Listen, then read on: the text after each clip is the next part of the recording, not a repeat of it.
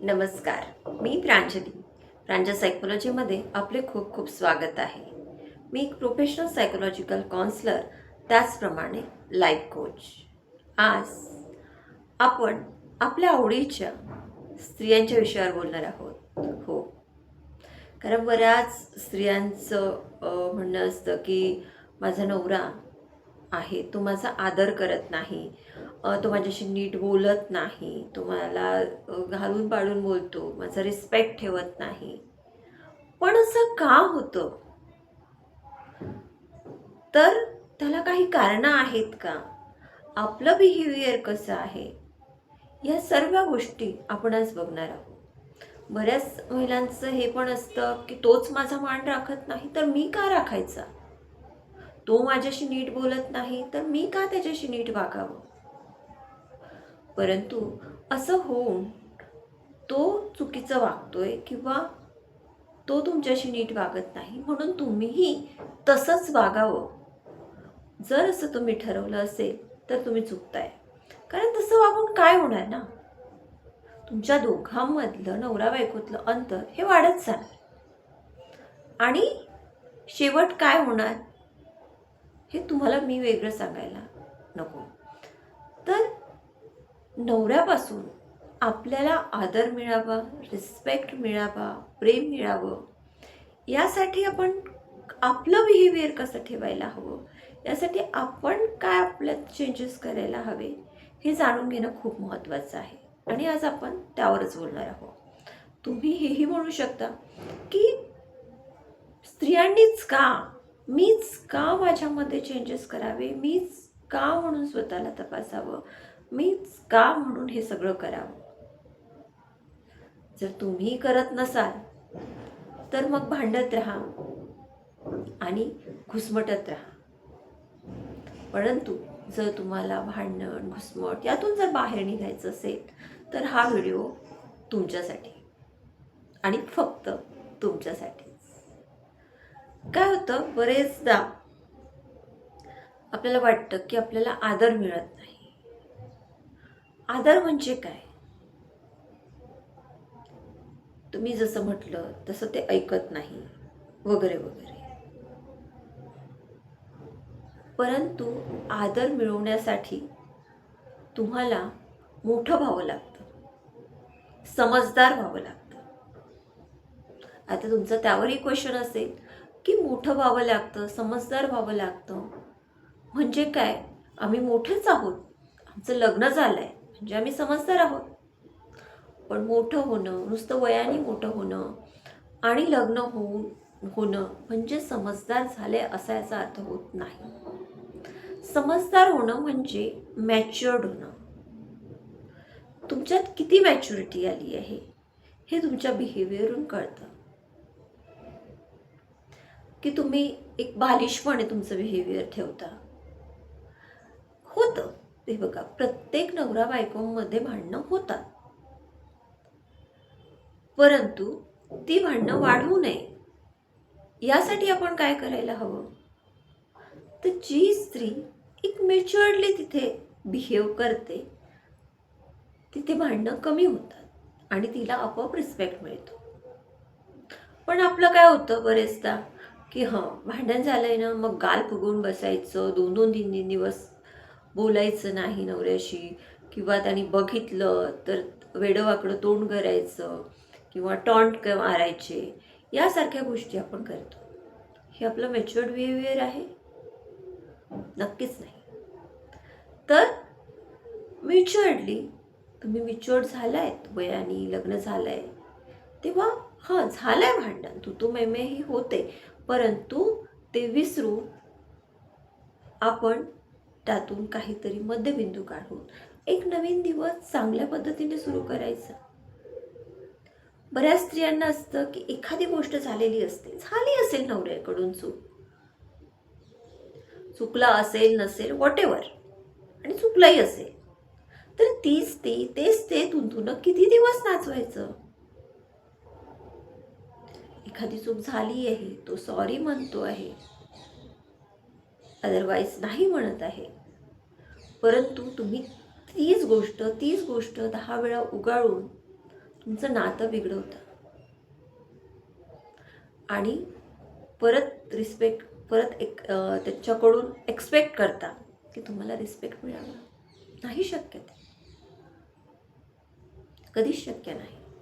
तेव्हा आपलं जे बिहेवियर आहे ते चेंज करा, ते बिहेवियर मॅच्युअर्ड करा.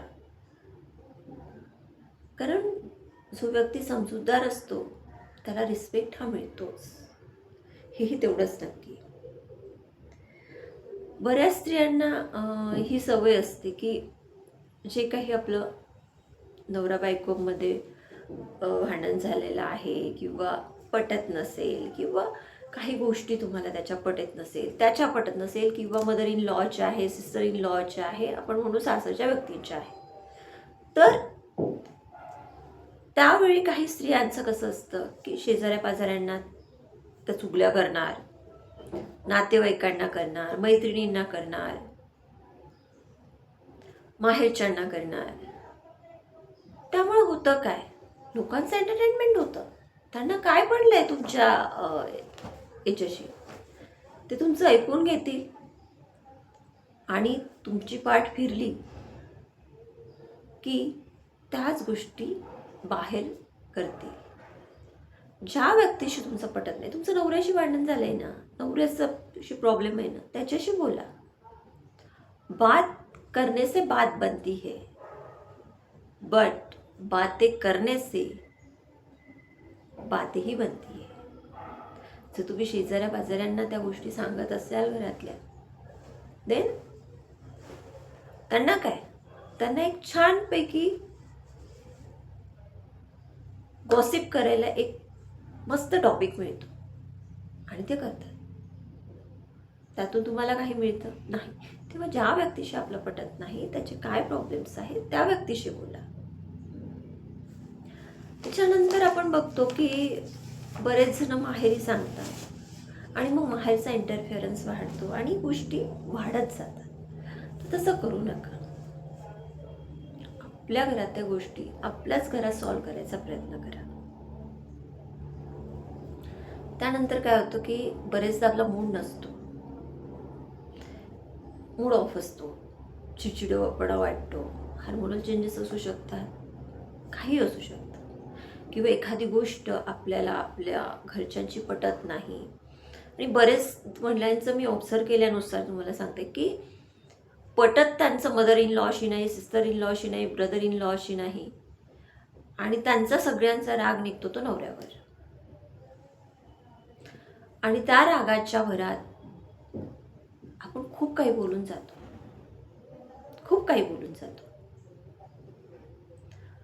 पण तुम्हाला माहिती आहे की एकदा सुटलेले शब्द पुन्हा परत नाही. आणि आपल्या मनात नसतंही की आपण असं काहीतरी बोलावं किंवा हर्ट करावं, पण त्या रागाच्या ह्याच्यात आपण बोलतो आणि आपल्या नवऱ्याला हर्ट होतात. परंतु त्याऐवजी तुम्ही बोलण्याच्या ऐवजी थोडं दोन शब्दाचा वाद झालाही आणि तुम्ही शांत राहिले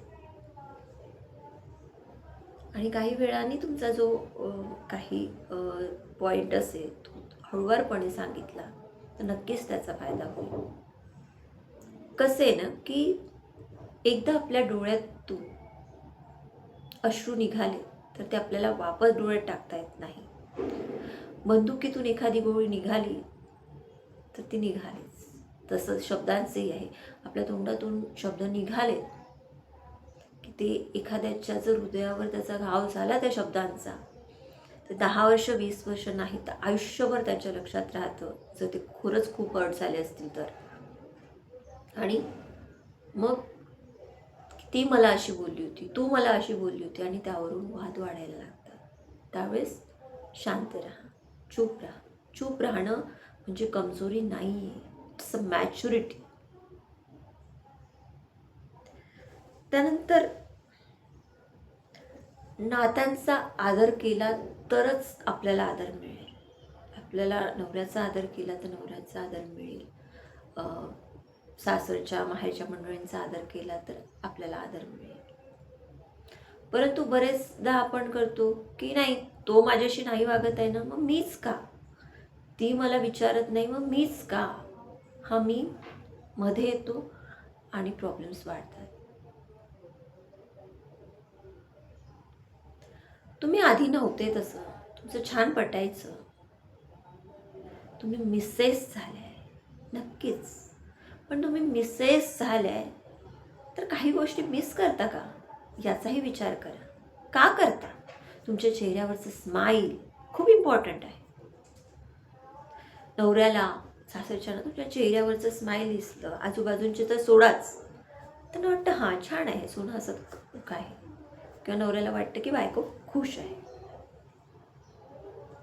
सो स्माईल मिस करू नका, ही मिस करण्याची गोष्ट नाही आहे.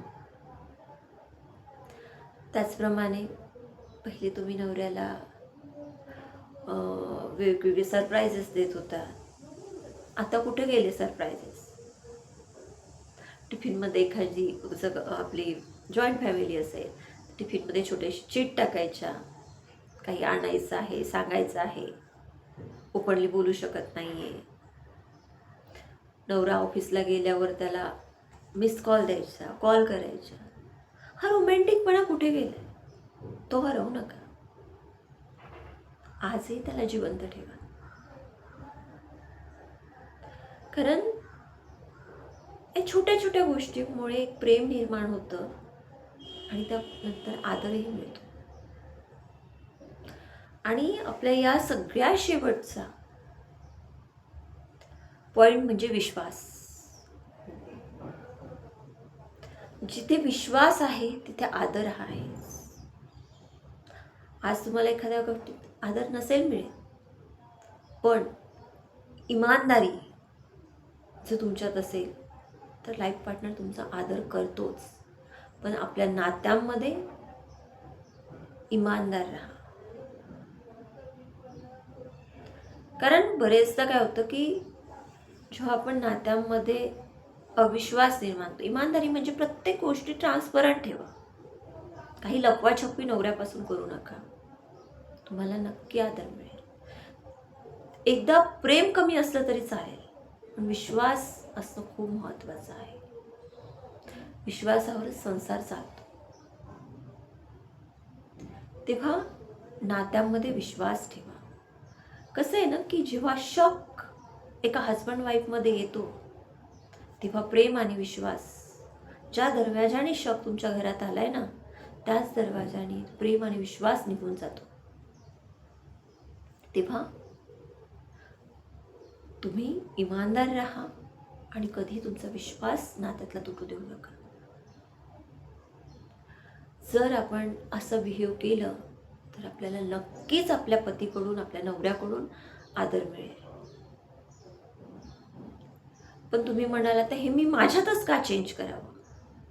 कारण आपल्याला आपला संसार चांगला करायचा आहे, आपल्याला आदर हवा आहे. जर तुम्हाला आदर हवा असेल तर काही गोष्टी आपल्याला मोठं होऊन कराव्या लागतात. तेव्हा आदर आपोआप मिळतो, तो मागायची सुद्धा गरज पडत नाही. तुम्हाला माझा हा व्हिडिओ आणि मी सांगितलेल्या गोष्टी तुम्हाला पटल्यात का? किंवा तुम्हाला किती लोकांना असं वाटतं की माझा नवरा आदर करत नाही? पण तुम्ही ज्या आज सांगितलेल्या, ज्या आपण डिस्कस केलेल्या गोष्टी आहे त्या तुम्ही एकदा पडताळून स्वतःशी बघा की माझं इथं चुकतंय का, माझं इथे चुकतंय का. आणि तुम्हाला या व्हिडिओत काय खटकलं असेल, काय चांगलं वाटलं असेल ते नक्की कळवा. तसंच तुमच्या कोणी फ्रेंड्स असतील, रिलेटिव्ज असतील, त्यांच्या बाबतीतही काही असे प्रॉब्लेम्स होत असेल तर त्यांना हा व्हिडिओ नक्की शेअर करा. कारण एका व्हिडिओने सुद्धा आपल्याला मोटिवेशन मिळतं, आपल्याला आपला जो प्रॉब्लेम आहे त्याचं सोल्युशन मिळतं.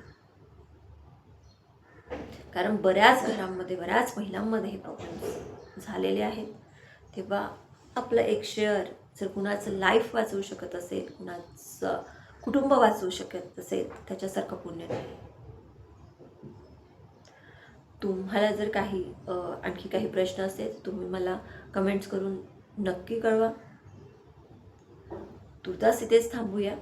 आणि जर तुम्हाला काही पर्सनल काउन्सिलिंगची गरज असेल तर मला 9270173481 या नंबरवर संपर्क साधून आपलं काउन्सिलिंग सेशन तुम्ही बुक करू शकता. माझा हा नंबर मी डिस्क्रिप्शनमध्ये सुद्धा दिलेला आहे. मोबाईल नंबर आणि मेल आय डी हे दोन्ही दिलेलं आहे. तिथून सुद्धा तुम्ही तुमचं अपॉइंटमेंट बुक करू शकता. तुर्तास इथेच थांबूया. धन्यवाद.